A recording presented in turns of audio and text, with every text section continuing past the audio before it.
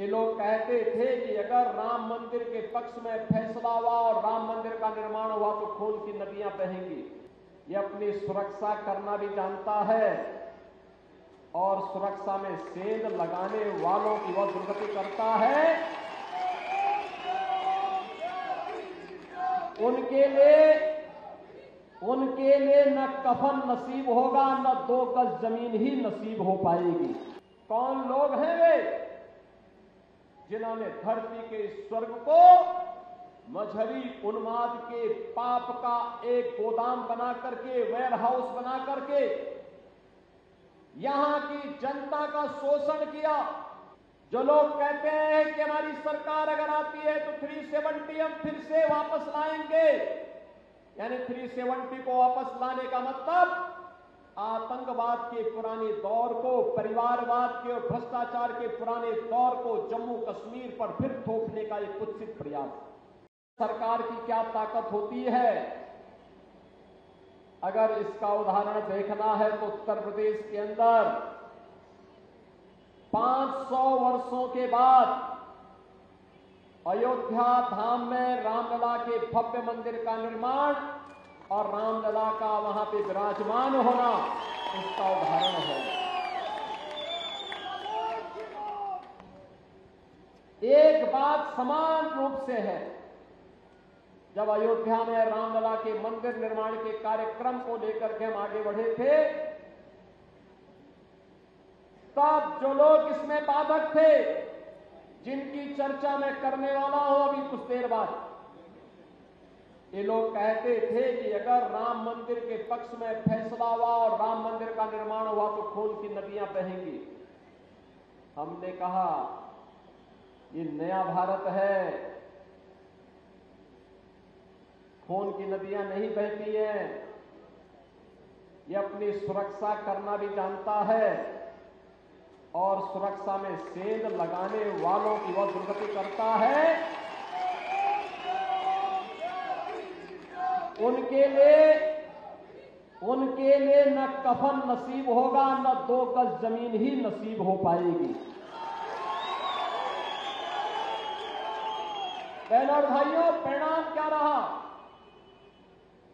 पिछले 7 साढ़े 7 वर्ष में उत्तर प्रदेश में एक भी दंगा नहीं हुआ। सारे पर्व और त्योहार शांतिपूर्ण तरीके से मनाए जाते हैं और आज आप डबल इंजन सरकार के कारण वहां के विकास को देखेंगे तो उस विकास के लिए जम्मू कश्मीर भी हकदार है और इसी का आह्वान करने के लिए मैं आपके पास आया हूं। बहनों और भाइयों, मैं आपसे पूछना चाहता हूं, कौन लोग हैं वे जिन्होंने धरती के स्वर्ग को मजहबी उन्माद के पाप का एक गोदाम बना करके, वेयर हाउस बना करके यहां की जनता का शोषण किया,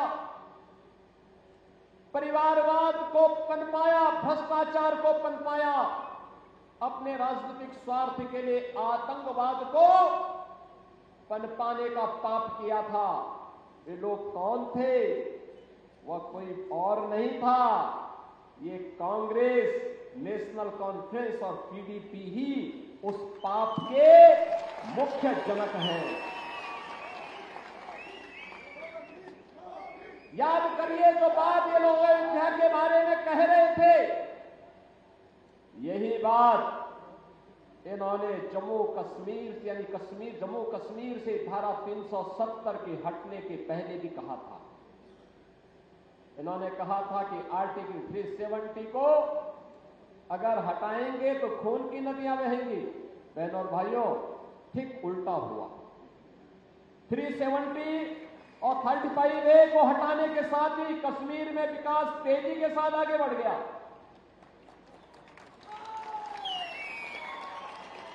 टेररिस्ट स्टेट से आज एक टूरिज्म डेस्टिनेशन का बेहतरीन स्टेट बन गया है। आज यहां हाईवे बन रहे हैं, आज यहां पर IIT, IIM, एम्स जैसे संस्थान स्थापित हो रहे हैं। आज यहां पे देश का सबसे बड़ा और सबसे ऊंचा ब्रिज जम्मू कश्मीर के अंदर बन रहा है और यहां पे टनल बन करके दूरी को कम से कम करने के कार्य हो रहे हैं।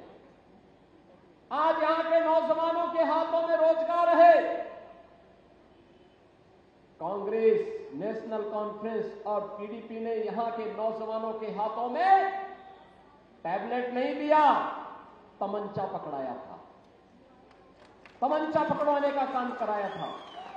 लेकिन भारतीय जनता पार्टी की मोदी जी के नेतृत्व की सरकार ने उन्हें स्किलफुल बना करके टैबलेट के साथ जोड़ करके उनके हाथों को रोजगार देने का कार्य किया है, रोजगार देने के लिए कार्य कर रही है। बहन और भाइयों, मैं आज इसीलिए आपके पास आया हूं आपसे कहने के लिए, ये जम्मू कश्मीर विधानसभा का चुनाव इन्हीं बातों को लेकर के चल रहा है। जो लोग कहते हैं कि हमारी सरकार अगर आती है तो 370 हम फिर से वापस लाएंगे, यानी 370 को वापस लाने का मतलब आतंकवाद के पुराने दौर को, परिवारवाद के और भ्रष्टाचार के पुराने दौर को जम्मू कश्मीर पर फिर थोपने का एक कुत्सित प्रयास।